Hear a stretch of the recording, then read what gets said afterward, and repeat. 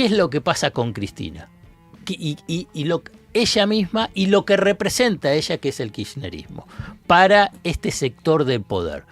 Es molesto a nivel estructural, porque es parte de esa tradición argentina, nacional y popular, que viene a interrumpir los procesos de apertura económica, liberalización de la economía y predominio del capital sobre las clases subalternas, o sea, sobre el trabajo y sobre gran parte de la población. Hola Alfredo Zayat, ¿cómo te va? Decime cómo estás llevando esto emocionalmente. Con tristeza, pero por la Argentina en realidad. Y sí. Es porque yo creo que esto no le conviene a la mayoría de la población vinculado con la convivencia democrática, el respeto del tema de las instituciones, el reconocimiento a un poder que es importante, que es el Poder Judicial. Digamos, yo me preguntaba, decía, ¿cómo se ven los tres miembros de la Corte, ¿no? a futuro, ¿no? ¿Qué es lo que se deben pensar? Porque a nivel de la historia ya está bien, como siempre se sabe, depende de quién escriba la historia, pero la historia siempre va a estar controvertida en este caso. Mirá, por ejemplo, la Corte anterior no va a estar controvertida. La de los 9 miembros, no. Cuando estaba Zaffaroni, no es controvertida. Entonces no va a estar. Esta va a estar controvertida. Entonces va a tener algunos a favor, muchos en contra, y lo que van a decir que han sido simplemente representantes del poder económico, digamos, no cumpliendo con la misión que tenían que cumplir. Digamos, lo estoy diciendo en forma suave. Sí, ayer le preguntaba a Zaffaroni, que además fue colega de ellos, le preguntaba, ¿cómo pensás que saben lo que firmaron? Me dice, sí, saben lo que firmaron. Y él mismo nos decía, yo ayer a la tarde me llamaron de muchos medios y no quise salir porque ayer estaba demasiado caliente, como él no quería putear, al final terminó diciendo, hablando sobre todo de lo indigno que le parecía el papel que estaban jugando sus colegas. Indigno, y de sí, indignidad. Y bueno, pero por ejemplo, entonces vos vas a la corte de 1930 y también, bueno, fue una corte indigna. Entonces así es, y bueno, y así va a estar parte de la historia. Y bueno, ellos habrán querido y definen así. Obviamente van a seguir siendo millonarios, van a seguir teniendo el favor del poder económico, porque en última instancia son representantes de... Sí. Además de toda una estructura mafiosa. Bueno, Cristina decía que eran 3 monigotes, ¿no? Una estructura mafiosa, digamos. El sector del Poder Judicial se ha insertado... Y bueno, por ahí Werner lo sabe mejor, toda esa línea macrista de jueces, desde primera instancia hasta llegar a la corte, ¿no? Entonces, por eso, viste, en la columna anterior mencioné, bueno, no nos olvidemos de Macri. Y cuando me fui, ¿qué es lo que dije? Y me olvidé de lo del Poder Judicial. Bueno, lo dijimos el otro día. Alfredo había dicho, no nos olvidemos de Macri Economía, no nos olvidemos de Macri en la parte judicial, porque claramente... En todas las instancias, hubo un lindo cuadrito que hizo Ariel y Jalado, te muestra en todas las instancias la relación que tiene cada uno de los jueces que intervino con Macri, ¿no? Y son todas bastante estrechas. Bueno, después uno puede, digamos, si querés una cuotita de autoflagelación, decir, che, flaco, ¿qué hiciste cuando después pudiste habértelo sacado de encima? ¿No? Y no hiciste nada. Entonces... No se supone que tendrías que haber hecho nada. Que no, le tenés que haber dado una patada. Digamos, a ver, esto ya lo sé. Stornelli estaba esperando, apenas asumió Alberto Fernández, que le diga, bueno, renuncia y no te vamos a joder más. Era así. Era eso lo que estaba, la parte de la negociación. Y no lo hizo. Acordate, pero no importa, no quiero hacer un poco de historia. De democratización de la justicia era una embestida judicial. Era otra cosa. Eso era lo de Cristina, en su momento era lo de Cristina, en el 2000, en el segundo mandato. Después, cuando asumís el Poder Judicial, los sectores del Poder Judicial, o los sectores mafiosos del Poder Judicial, ven cómo se acomodan. Y entonces vos lo que tenías es en la primera semana o en las 2 primeras semanas para hacer esos cambios. Y Alberto no lo hizo, puso a su socia Pero la verdad no tengo ganas de hablar de eso. Bueno, Pero yo para tratar de entenderlo, porque vos decís, che, pero ¿cómo siguen estando estos que son todos unos mafiosos? Que entonces ahora vos qué decís, pero jugaban al fútbol sí. y jugaban al tenis, al pádel y el agua escondido, etcétera, etcétera. Pero ¿cuándo pasó eso? Igual, flaco, vos tenías algo que tomar una decisión. Y salís ahora diciendo, y no, hay que respetar la justicia y Cristina es inocente, tuiteó. ¿Pero qué hiciste? Sí, tuiteó Alberto. ¿Pero qué hiciste? Digamos, es una cosa... Claro, la corte siguió estando incompleta, no se designó ningún procurador o procuradora, para resumirlo y podés seguir, porque además si no te también ahí, esto, ¿no? Cristina también, qué sé yo, el cristianismo podías haber puesto a Rafecas como procurador y no lo pusieron, qué sé yo. Después hay unas responsabilidades institucionales. Sí. Ahora bien, a lo que apunto, si querés y ahí salto, es decir, bueno, ¿qué representa este fallo? ¿Qué representa? Digamos, y es la venganza de, yo llamo la revancha clasista, si querés, es la venganza del poder económico. Digamos, y representado en quién? En la conducción política del poder económico. Y la conducción política del poder económico está integrada por Héctor Mañeto, del Grupo Clarín, y Paolo Roca, del Grupo Techín. Nombres que en general no son mencionados, no son incorporados como un factor de poder y factor político que interviene. A nivel personal no, si querés es a nivel estructural donde ellos están. Son los dos que mencionó Cristina. Pero porque ellos... Porque ya sabe que son ellos. Porque... existe la Asociación Empresaria Argentina, AEA, donde van los dueños de de las grandes empresas, todos. Eduardo Elsten, Galperín, los Blaquier, bueno. No es una cámara patronal representante sino son los dueños, si querés, los dueños de la Argentina. Bueno, y ellos han marcado la guía política de lo que es el poder económico en Argentina y qué es lo que desean. Y entonces, ¿qué es lo que pasa con Cristina? Ella misma y lo que representa ella, que es el kirchnerismo, para este sector del poder.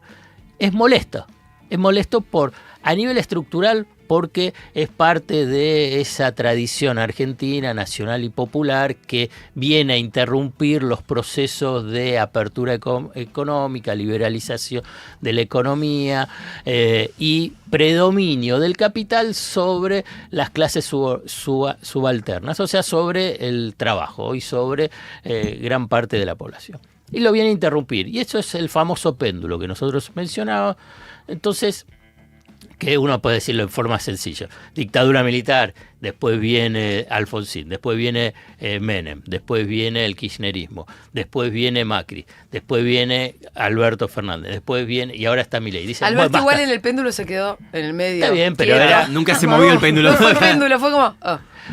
Entonces agarra y dicen, bueno, basta, no queremos más.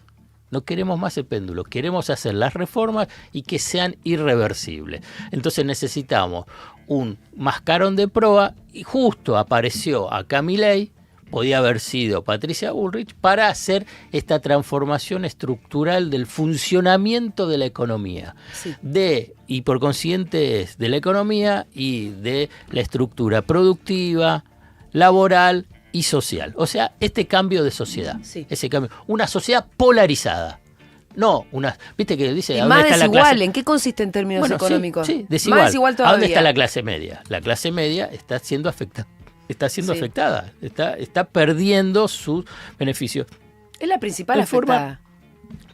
No sé si principal, es afectada. Los sectores populares también, digamos, vinculados con el trabajo, la pérdida de empleo. Pero bueno, no importa, digamos, el rango. Entonces, una sociedad polarizada es como una sociedad latinoamericana, en general. Digamos, ¿cuál era la particularidad que tenía la Argentina? Era esa clase media. Pero no es que apuntan a la clase media.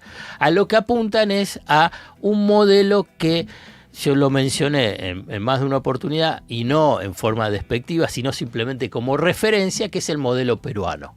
El modelo peruano, que es basado en la explotación de recursos naturales, exportador con estabilidad monetaria y cambiaria, en una economía que tiene rasgos bimonetarios como la peruana, con elevada informalidad.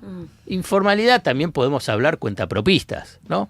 En Argentina la podés traducir en los factureros, los monotributistas. Entonces, y donde la organización gremial, o sea, la organización de los trabajadores no esté en el tablero de la disputa de poder y en la disputa económica. Entonces, uno puede decir, y con razón, bueno, en los últimos 50 años, o desde el 75, que ahora se cumplieron 50 años del Rodrigazo, desde ese momento empezó este deterioro, que vos tenías con serruchos de deterioro, caídas, subidas, pero nunca volviste a casi ese momento del 75. Algo pudiste llegar y recuperar en el 15, cuando se fue Cristina, más en relación a la división de la participación de los trabajadores en el Producto Interno Bruto, pero no tanto en lo que era la informalidad y la pobreza, respecto a esa sociedad más integrada que estaba hasta el 75. Entonces, es cierto, pero que tenías ese declive, pero sigue la tensión pendular. El poder económico dice, basta. Yo todo esto lo estoy diciendo para que se entienda por qué fue condenada Cristina y lo que representa Cristina, y por qué los jueces de la Corte fallaron lo que fallaron, y todos están festejando en los voceros del poder económico. Pero ¿qué es lo que necesitaban? Y algunos tilingos que no tienen idea de lo que están haciendo. Otro elemento que yo estoy mencionando, la tendencia, la latinoamericanización del funcionamiento de la economía argentina, es, punto uno, con Milei, acelerarla, cosa que está pasando. Estamos viviendo ese proceso. Pero le faltaba un elemento que para consolidar, fíjate la contradicción, por eso el título es La economía de Milei con Cristina Condía. Para consolidarla, vos lo que necesitas es este despelote político. Todo este deterioro del ecosistema político vinculado con el pacto democrático y de un sistema bipartidario. No, la fragmentación, la banalización y, digamos, los payasos o payasas y deterioro de la representación política. Muchos lo tomaban y como parte de, mirá, estas locas y este loco, estas discusiones, por ejemplo, de Lilia Lemoine, de Santillán y Pagano. En último caso, ¿saben qué? Todo eso es funcional a la consolidación de ese modelo. ¿Por qué? Y ahora déjame que te cuente un poco el tema político peruano para que esté todavía más claro de este objetivo de lo que sería el establishment con respecto a el sistema político argentino, que además lo vimos en las últimas elecciones, ¿no? En la Ciudad de Buenos Aires. ¿Cuántos partidos se presentaron? 17. O sea, es una elevadísima fragmentación. Sí. Con candidatos que Marcelo Caruso Lombardi, Opereta. Marcelo Opereta. Es que el antivacunas era ese. Sí, bueno. El antivacunas. Sí, había, y de esos entraron 5 de los 17. Bueno, debilidad del sistema de partidos políticos, frecuentes crisis políticas, conflictos entre el Ejecutivo y el Congreso y una percepción general de corrupción y de quiénes son estos políticos. Desde el año 2016, después de la dictadura de Fujimori, ¿sabes cuántos presidentes tuvo? O sea, llevamos... No, soy como el técnico de Boca. 7 presidentes tuvo Perú, desde el 2016 al 2025, casi uno por año. Kuczynski, Vizcarra, Arauz, Merino, Sagasti, Castillo y ahora Boluarte. 3 de esos presidentes renunciaron, 2 presidencias fueron interrumpidas, hubo vacancia presidencial y hubo 2 disoluciones irregulares del Congreso, ¿no? Uno de esos prosperó y quedó disuelto. Como un 2001 permanente. Pero permanente, la idea es un 2001 para Toto permanente. Caputo es un modelo, el modelo peruano. Sí, pero Lo de que te da Caputo todavía más es la el pauta rep- de que lo que necesita es caos pero político. es el representante de los negocios financieros. Dice, entonces, bueno, que sigan, es parte, porque aparte, cuando vos ves eso, esa inestabilidad política pasa a ser funcional.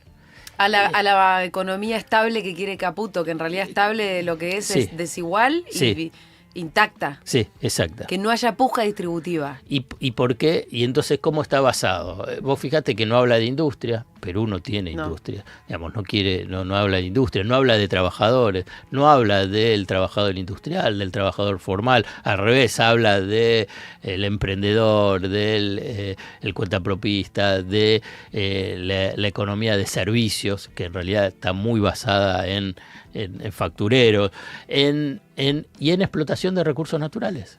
Minería, petróleo, digamos, esas provincias son las que además tienen los gobernadores aliados al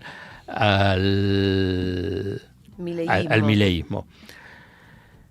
Todo esto obviamente afecta a la reputación del sistema político y es beneficiario de una minoría concentradora de la riqueza. Entonces, Cristina y el kirchnerismo son una molestia para eso. Para esto último que yo te estoy diciendo. Entonces uno puede decir, pero vos antes hablaste de venganza. Y sí, también hay esa venganza de Mañeto, vinculado con el tema de la expansión del Grupo Clarín. Yo creo que lo mencioné, pero lo voy a repetir con detalle.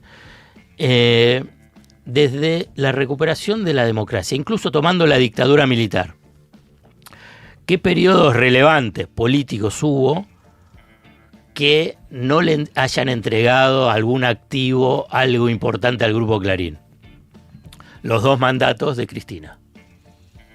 En todos los otros, Clarín creció de alguna forma. Se Papel llevó, prensa, compró. papel prensa, dictadura. Radio Mitre, Alfonsín.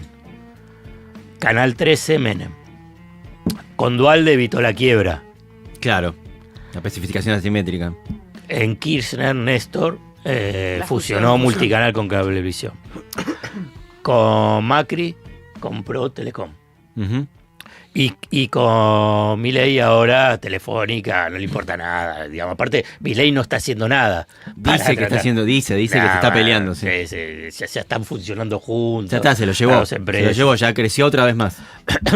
En cambio, Cristina le frenó el desembarco en Telecom, no quiso. Además de que Mañeto le había dicho a Néstor que no quería que sea Cristina.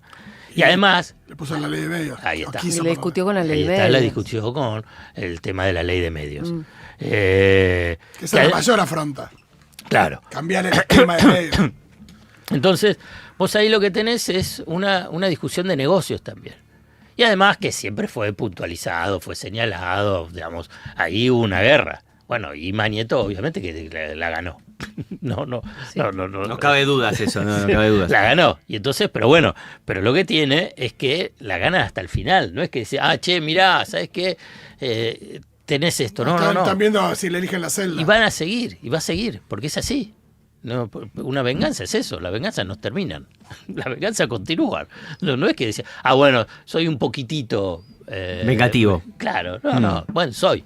Bueno, el otro elemento, decir, bueno, pero es solo Mañeto. Bueno, Mañeto tiene un rol importante dentro de la conducción política, pero hay otro elemento, no menor, que en general no es mencionado, que a partir de cuándo empezó a caracterizarse a lo que pasó en el 76-83 como dictadura cívico-militar, en el periodo del kirchnerismo. Antes, muy marginalmente era el tema, la dictadura cívico-militar. ¿Y qué significa esto?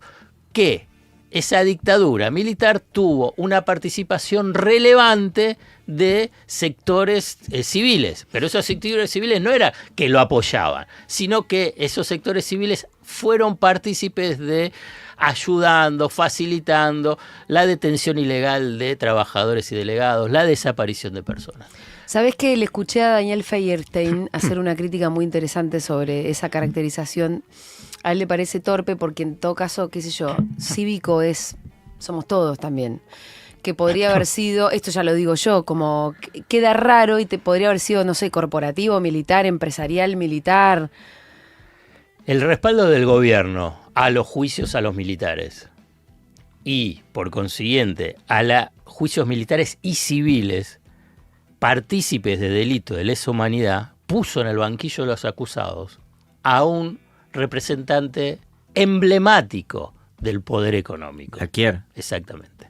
Carlos Pedro Blaquier, dueño del ingeniero azucarero Ledesma. No es que entró cualquiera, viste que hubo otros Sí, casos sí, no, que Blaquier. ni los conoces, ¿no? Blaquier es, digamos, vos agarrás, es algo de las familias patricias, Claro. llamada. Sí, Y sí. también está el otro James Smart. Pero Smart era funcionario, no Sí, era Smart era empresario. funcionario, claro. No era empresario. Digamos, y estuvo, obviamente que murió a los 95 años impune por la complicidad de la corporación judicial, pero estaba ahí, estuvo señalado, y señalado a través de él a todos los que eran parte de los grupos económicos que participaron, pero además que acusados de ser facilitadores de la desaparición y muerte de personas. En el caso de Blaquier es la noche del apagón, Claro. un operativo represivo, 400 personas secuestradas, de las cuales 55 continúan desaparecidas. Bueno, eso es decir, Cristina, vos, le dice el poder económico, a nosotros nos acusaste de ser partícipe de esto. Bueno, y acá viene esa parte de la venganza. Y entonces, obviamente que hay muchas otras aristas, está todas esas aristas que antes hablábamos del Poder Judicial, pero yo quiero incorporarlas estas para tratar de tener un análisis más amplio, porque no es de la nada, porque hacemos como antes mencionaste, el análisis primero del fallo de la Corte, vergonzoso. Después agarrás todo el recorrido de vialidad y decís, pero ¿qué es lo que están juzgando? Que, digamos, si fuese 6 años, ¿cuánto le das a Macri por correo? Le tenés que dar. Hace 20 y pico años viene. Entonces- Igual, una cosa sobre los juicios. En el momento de Blaquier fue un momento donde se empezó a sentir esta especie de hasta acá, muchachos. ¿Cuánto más vamos a seguir con esto? Porque que metan presos policía, militar, bueno, ya los usamos, ya está, Claro, metan los presos. exacto. Cuando llegó Blaquier fue cuando después vino el 2x1 de la corte, con todo lo que eso implicó. O sea, hubo un momento de esto ya se fue al carajo, vamos a terminar con los juicios. Bueno, eso es no es un punto menor. No es un punto menor dentro del análisis de por qué agarra existe ese odio y existe la idea de la destrucción de Cristina y el kirchnerismo. Y bueno, porque del otro lado dicen, bueno, pero estos eran mis enemigos. Y entonces a eso es parte de esa disputa. Por eso, y aquí incorporo otro elemento para terminar con el tema de la economía, para en todo caso dar unas ideas sobre qué es lo que pasa ahora con la economía, es que si querés el movimiento nacional y popular, si querés llamar el peronismo, tenés que saber que del otro lado juegan y cómo juegan. Es una cosa que digamos, ¿qué te podés sorprender? Mucha ingenuidad hubo. Y no sé, llamarlo ingenuidad, soberbia, qué sé yo, no sé. No tiene mucha. Por eso antes mencionaba así al pasar, eso, qué es lo que pasó en el gobierno de Alberto. Digamos, vos sabés que del otro lado juegan. ¿Qué es lo que estás esperando? ¿Que te van a abrazar? No, Alberto Pero- sí, de acordate pero que decía no, Mañé, ¿viste? Héctor le decía. Sí. Oh. Quería Eso, ser amigo Alberto. de todos. Bueno, sí. y ahora, o la interna, esta interna, que es incomprensible para la mayoría, menos para ellos, entre Máximo y Axel, Cristina y Axel, digamos. Entonces vos agarrás y decís, pero que ustedes están en esa disputa a ver qué pasa con la lista, mientras que del otro lado lo que quieren es, digamos, pasarte la topadora, no es que, pero a Axel también. No, a Axel no. Ah, No a todos, porque a todos, Axel a te todos por separe, igual, a todos te por igual. separes de Cristina, van a querer, porque lo que sí quieren es que no vuelvan los gobiernos nacionales y populares, lo que quieren es otra cosa. Entonces, ¿qué es lo que están discutiendo? Entonces, es ingenuidad, es soberbia, es ego, ponele cualquiera definición, pero en ese caso, la palabra no es incomprensible, no sé, da penita. ¿Qué querés? No se entiende. Entonces, ahora lamentás. Bueno, después está la interpretación de que esto va a poder servir para unificar el peronismo, qué sé yo, no sé, se verá. ¿Qué pasa con la economía? A ver, Bueno, ¿qué pasa con la economía? Vamos a lo Entonces nuestro. ahí va como corolario de esto. Puede decir, bueno, todos, y algunos decían, bueno, entonces ahora el mercado, todos van a festejar. Y no saben si todavía van a festejar. ¿Cómo Todavía reaccionaron los mercados? No, porque Que el tienen su primer día sensibilidad. Hay un día que sí, subió, pero era ya por otra cosa, no era por el fallo. El fallo recién salió a las 4, podían pensar, pero al otro día bajó y hoy tampoco hay una fiesta. Sí, de lo y que el se riesgo llama. país no es amigo Tampoco. de expresidentes presos y no sé, una Que cosa. no se sabe, pero porque en última instancia, digamos, ¿qué es lo que le puede dar? Le puede dar un poco de tiempo, le puede dar tiempo vinculado con lo electoral, pero a la vez también ¿qué es lo que ven? Y si, bueno, tienen un presidente que también está sentado en el banquillo de los acusados. Clarín también ya le mandó el mensaje, le dice, che, Milei, una nota de Van der Koy, también tenés un caso, que es el caso Libra, y vamos a ver, tiene más... ¿Qué dice Van der Koy, mi Que a amigo? vos te dijo el otro día que los medios no tienen influencia. Y no, bueno, No, pero le está avisó, bien. le avisó Y que pero- tiene- él pero también tiene tiene razón. una- Y pero tiene razón, digamos, tiene razón, tiene solamente que se mueve Y más por casa afuera como que andamos, acá. dijo. Sí. Pero está bien, son... ¿Van der Koy lo dijo por casa como andamos? No dijo esa palabra, si Dijo, querés lo No, ya buscamos. sé, pero ¿qué le dijo? ¿Que también Eso. está el caso Libra? Sí, está el caso Entonces, Libra. que comportate como nosotros te vamos a pedir que lo Y hagas. pero lo que está haciendo. Pero te estoy preguntando porque no leí la nota, explícamela. Sí, digamos, el mensaje, Explícamela. el mensaje implícito o explícito, pero además estaba, no lo tenía que escribir Van der Koy, pero está eso, es decir, bueno, miren, no es solamente a él, no es solamente Milei, es cualquiera, es a cualquiera que va a estar ahí, es decir, che, miren, pueden estar presos por Cualquiera cualquier puede estar cosa, preso. cualquiera puede estar preso. Por cualquier cosa. Cualquier cosa. Haya cometido Menos- o no un delito. menos Macri. Menos Macri no, Macri no, porque, Macri bueno, no. porque armó su red de protección. Si cambia esa red de protección, pero no, nadie la cambió. El título es Un fallo que cambia todo para Cristina, el peronismo y Milei. Ah, No, como diciéndole. Lo que pasa es que el otro día que yo tuve este encuentro con Van der Koy, mi amigo, Sí, tu amigo del año. fíjate a ahí Van der el- Koy No, no voy a le- entrar en a la Van der nota, Koy pero- no le gusta un carajo Milei. Por eso es que nos pudimos encontrar en una mesa, porque Ernesto arma esas mesas donde encuentra el factor común, que es que no nos guste Milei. Y eso se le nota, pero claro. Ahora quiere saber que a Milei también lo Pero pueden bueno, tener pero- disciplinado. sí, pero lo que pasa es que Milei, esto también nosotros lo dijimos, es un vehículo, Sí, eso es lo sí. que hay que entenderlo. Sí, Milei sí. puede pensar y seguir divagando alrededor y los libertarios son un vehículo y cuando no sirven lo van a tirar por la ventana. Y en realidad a quien apuntan más y que para debilitarlo, acá cuando están diciendo Milei, ¿hay un solo Milei? Hay dos. Hay dos. Y está bien. Y si la tocan a Karina y la que está más involucrada por el tema, Con Libra. más complicada con el tema Libra, es Karina. El tema de que ella fue la facilitadora. La de las reuniones, y las pero reuniones, el la Twitter de facilidad- Milei. Sí, pero ¿y la plata?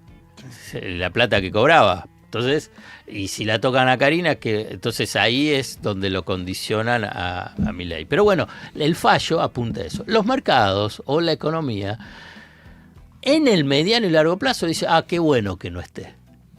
Pero mientras tanto, están en la duda, están en interrogantes. Pero ¿y si el peronismo gana? ¿Y si con esto se fortalece? ¿Y si en realidad se fortalece? Y yo no sé si tampoco tiene tantos dólares Milei, el modelo económico. Y por eso salen desesperados a buscar dólares. Lo que, digamos, la representación más clara de que los dólares no le alcanzan es colocaron ahora 2.000 millones de dólares de un crédito contra garantía de títulos públicos llamados Bopreal, que se lo entregaron a unos bancos por 2.000 millones de dólares. Después van a tratar de colocar 1.000 millones por mes. Bueno, no les alcanzan los dólares. Entonces el mercado, la economía dice, bueno, todavía seguimos viendo. Mientras tanto, la economía real cruje. Digamos, cierran 16.000 kioscos, Sí. los restaurantes. Los restaurantes están vacíos, chicos. Tienen Sí, problemas. sí, se ve eso. Entonces, tienen un montón de cosas que están generando una situación. Y bueno, y la economía dice, bueno, vamos a ver si se puede consolidar este modelo. Porque yo cuando hablaba, porque no es inevitable que triunfen en la instalación de este. modelo peruano. Yo no estoy diciendo que sea inevitable, yo lo estoy describiendo precisamente, y en el mercado, o los economistas, los empresarios también lo saben, y están en la duda. ¿Por qué? Y porque la Argentina es otra, no es como otros países.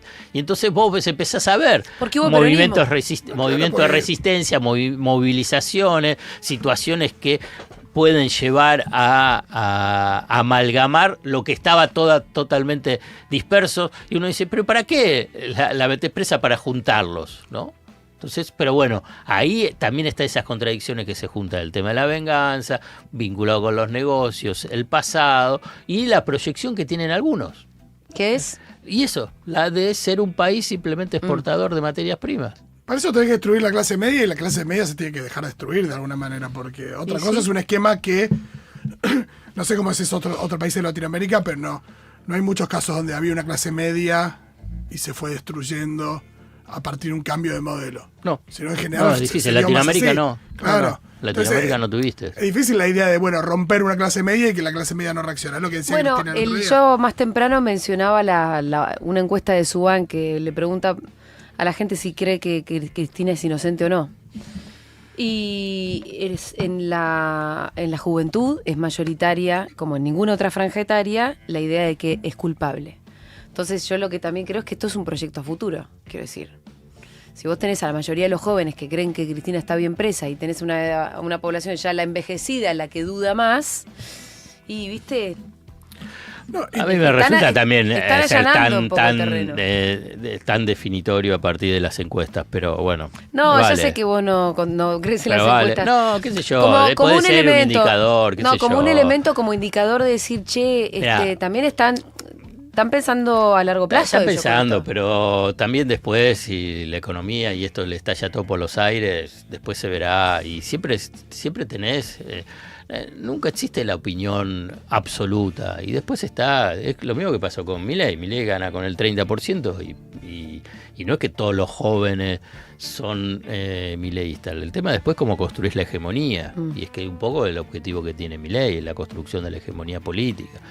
Y bueno, también lo intentó el kirchnerismo, y también lo intentó el menemismo, en su momento también Alfonsín con la tercera, ¿cómo se llamaba? Entonces ese lo intento, o sea que, qué sé yo, claramente que es un apoyo. Y para cerrar, hay un elemento que no lo incorporamos, que no sé si actúa en forma directa, indirecta, algunos son más estadounidenses que otros, digo, más papistas digamos, pero el tema de que los líderes que en la primera década del nuevo siglo representaron las corrientes progresistas o nacionales populares, todos terminaron en situaciones de persecución o de exilio, ¿no? Y de cárcel. El caso de Lula, el caso de Evo Morales, el caso de Correa y ahora el caso de Cristina. El caso de Lula tiene la particularidad de la historia brasileña, y que de la historia brasileña y de la Corte Suprema uno dice, se puede repetir acá en Argentina. Lo que pasa es que a Lula lo meten preso a partir de también de cosas inventadas y de Moro, pero que derivó en, primero, algo de inestabilidad económica, pero fundamentalmente también empezaron a apuntar a los empresarios. O el Lavallato, claro. Entonces los empresarios dijeron, che, pará. Otra vez, de vuelta. ¿Cómo es? Tanto nos interesa la corrupción. ¿No? Entonces ahí es donde la Corte Suprema, la misma Corte Suprema que avaló lo de Moro, lo da de baja, diciendo por las irregularidades. Y entonces, pero porque ahí el establishment y el poder económico dice, no, con no podemos seguir bancando la estabilidad, porque nos va a terminar metiendo preso. Entonces ahí es donde se da el cambio. Yo no lo visualizo acá. No, porque acá sí, ya la Corte, no tenés la instancia de la Corte. Pero sí a nivel de lo que fue el interés de Estados Unidos de terminar con estos líderes nacionales y populares, progresistas, ¿no? Alfredo, muchas gracias. Bárbaro, Nos vemos el jueves gracias. que viene.